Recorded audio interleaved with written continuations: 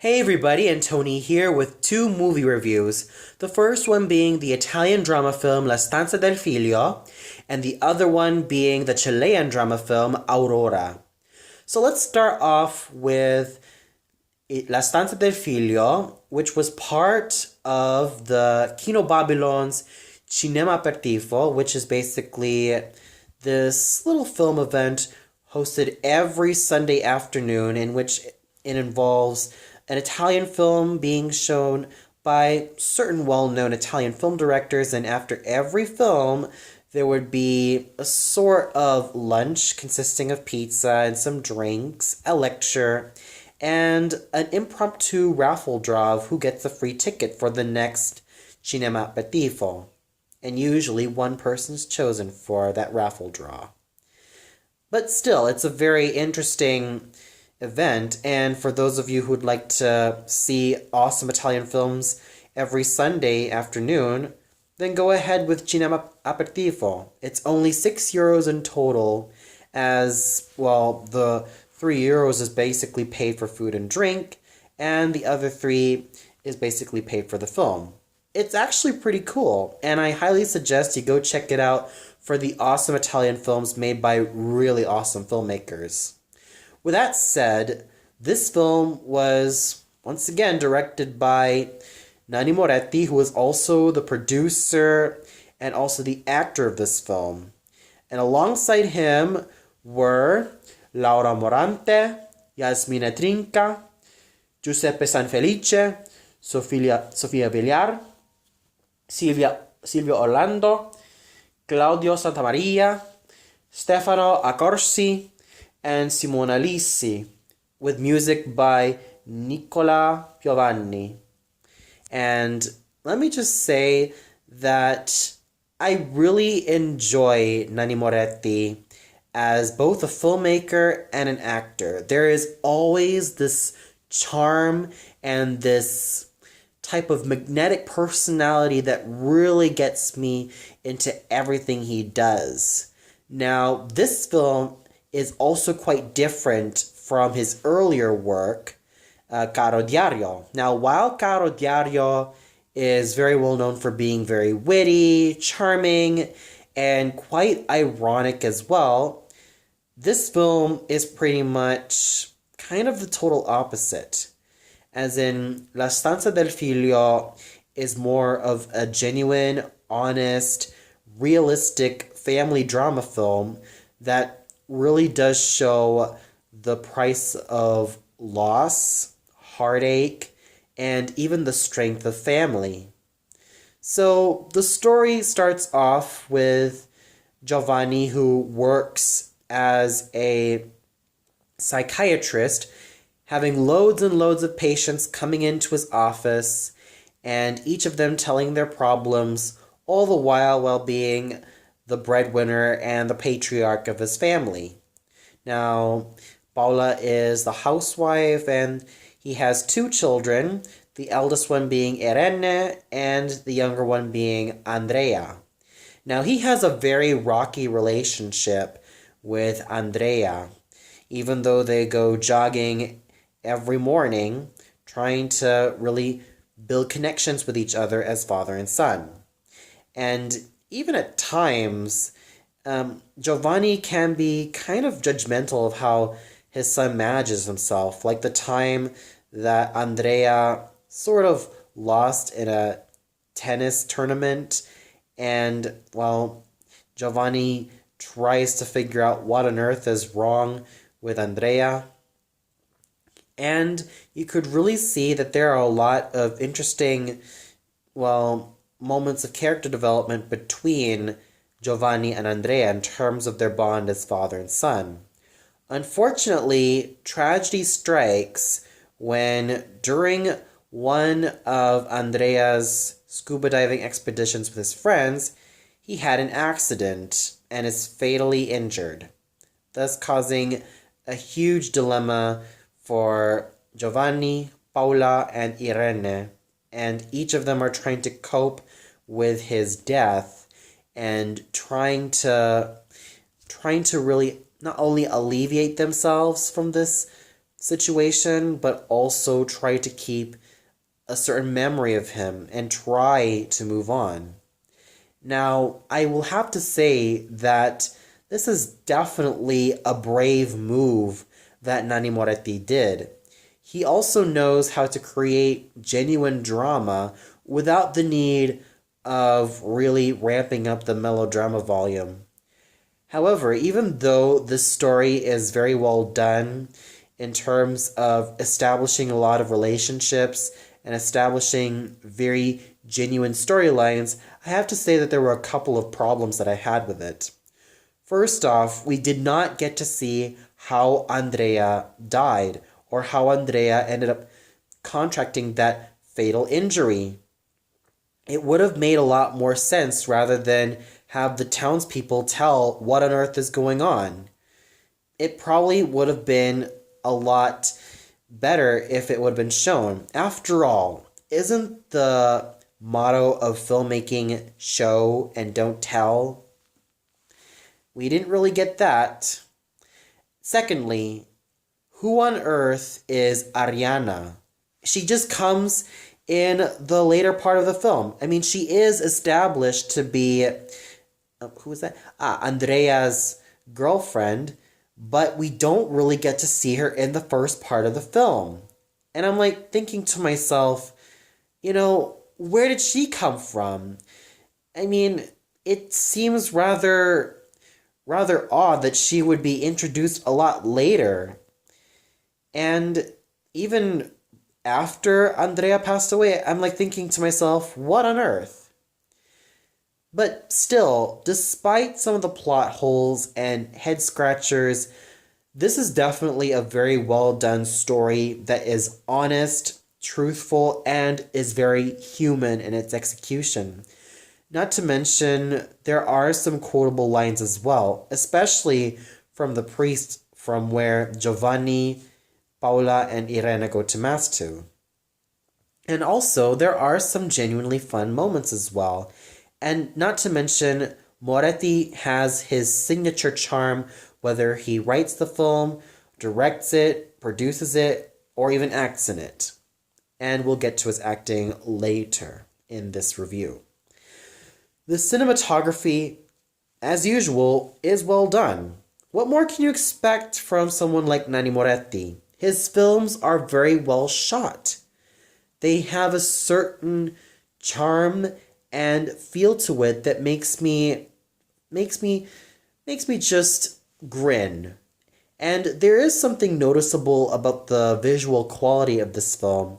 Even though this was made back in 2001, even though it was made like 14 years, earlier, I kind of realized that this film almost looks as though it came out from, let's say, 1990 or 1992 or something like that. It basically looked like it came out from the 90s, not like from the early 2000s.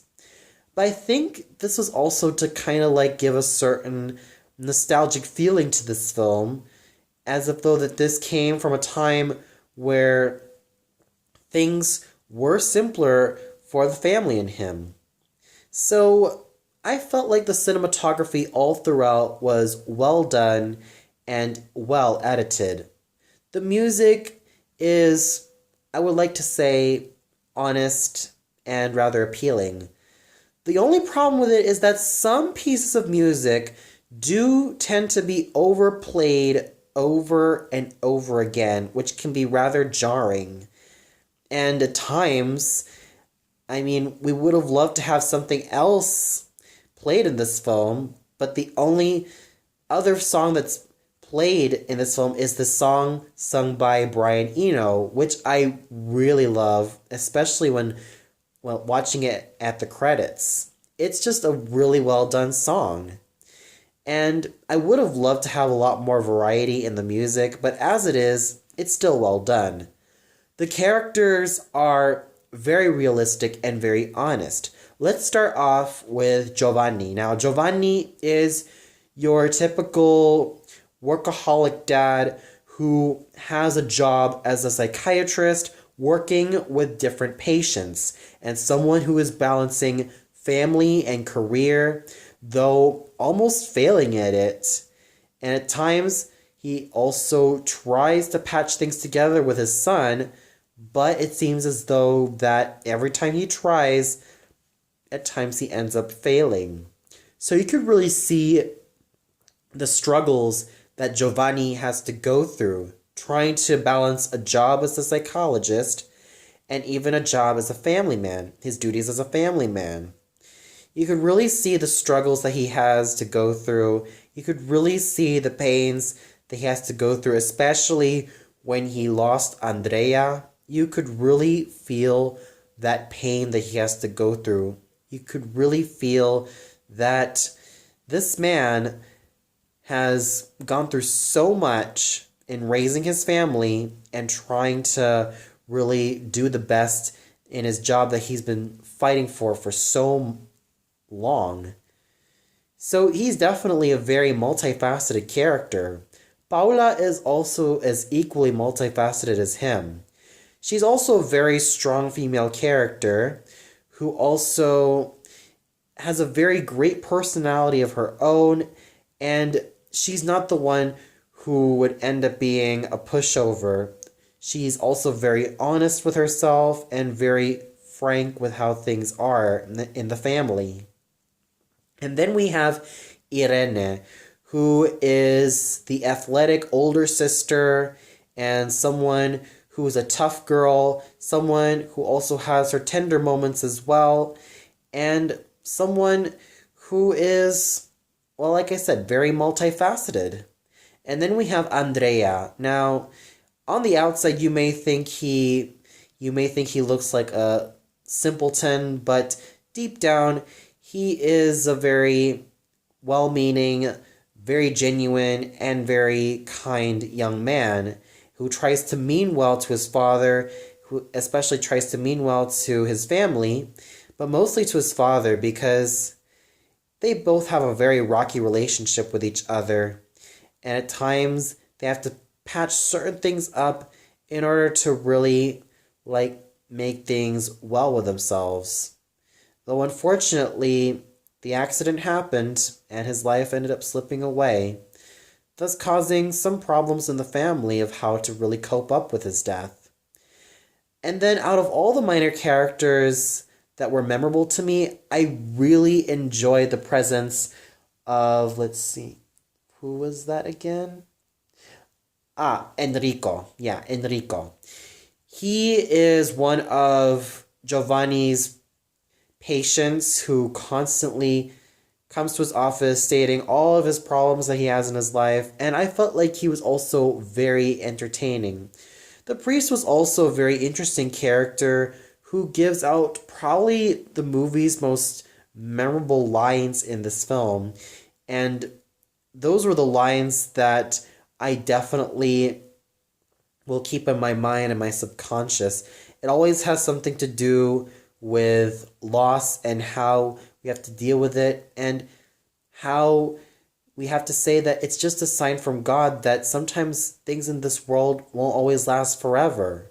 Sometimes we just have to understand that in life there will always be losses, whether it's someone we love or someone who's friends with us or someone that we may not know. There will always be loss in this world, and sometimes it's very difficult to deal with it.